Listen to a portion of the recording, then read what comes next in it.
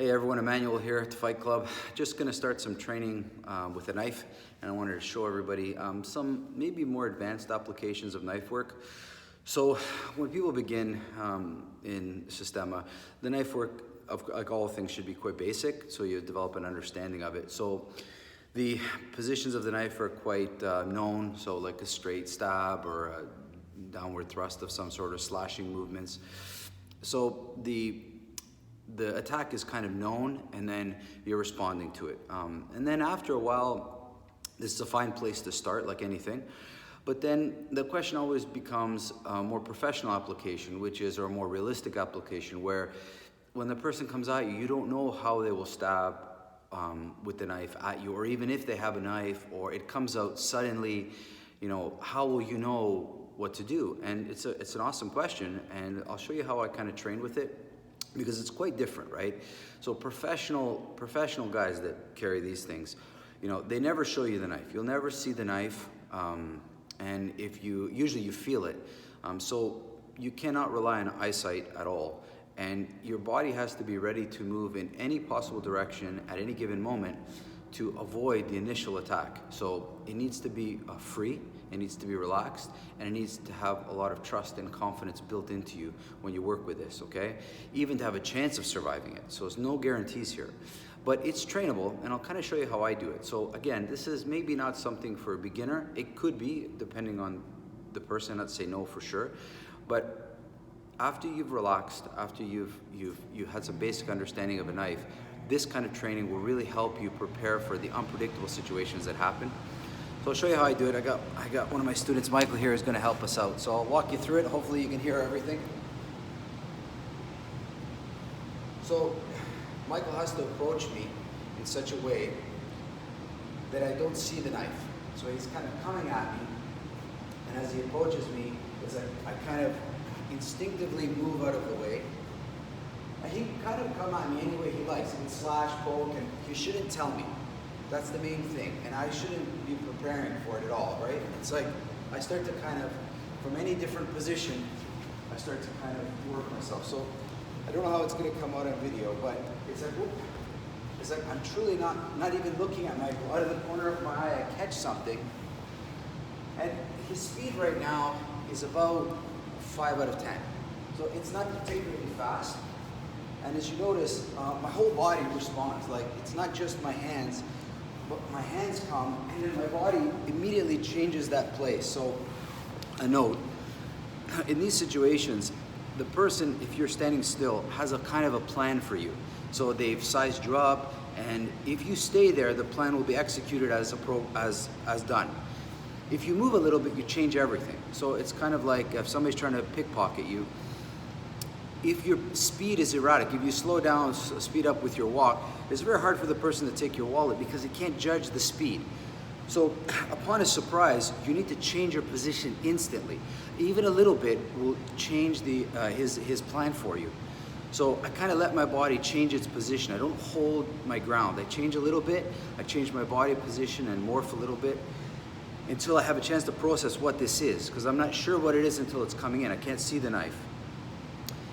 So that's about 5 out of 10. And then I'm going to ask Michael to progressively speed up, and you can kind of see my work as you like, right? I'm just allowing my body to spontaneously try, get out of the way, and get control of this knife somehow.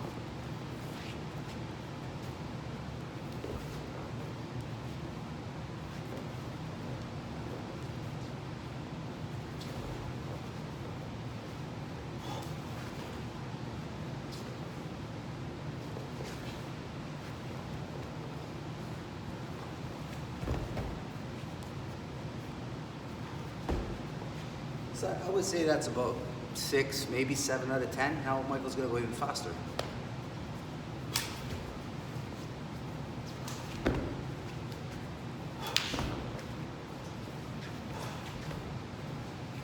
It's almost about an 8.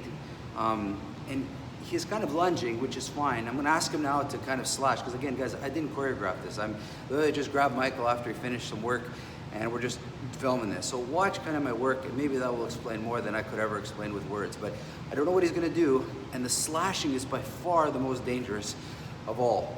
Now, in this work, If you're getting it right all the time, you're not doing something right, okay? This is not meant to be perfected, it's meant to be understood. The only way to survive this, even get even remotely close, is by letting yourself go, trusting yourself. Now, I don't know if it comes out on video, but I'm being very careful not to damage Michael. My big thing is that the value for me is in the initial attack, that I'm able to get out of that way. Then I can get mad and do something. But till then, it won't serve me, okay? Because I don't understand the whole situation, especially if you're gonna be attacked when you're not expecting it. So when you're not expecting it, you're not in that headspace. You need a second to get into the game. You need a second to kind of realize what is going on. So it buys you that second, because from the moment this stuff happens, a good way of looking at it is, how do I purchase time? Purchase time. The longer you can purchase time, the better your survival of this situation will be, okay? So purchase time by moving, avoiding, figure out the situation, and then you can go to town if you want. But that's not where I'm at right now. Michael's not truly a bad guy, and I'm not truly a hero. So he's gonna come at me slashy, unpredictable, and I'm gonna do my best to show you this work.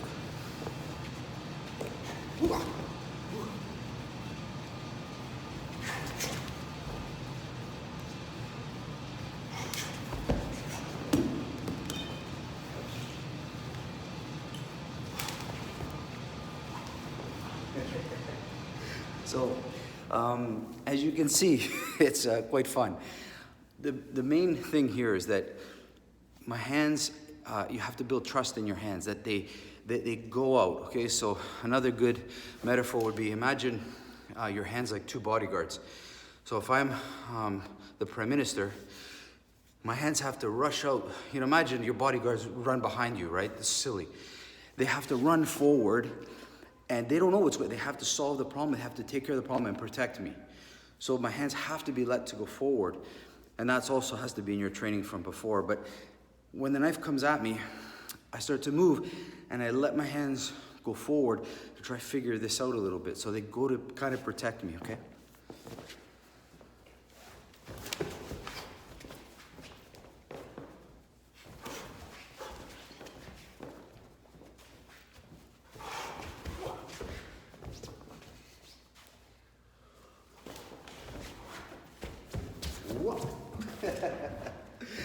Anyway, guys, we can go on and on and on with this work.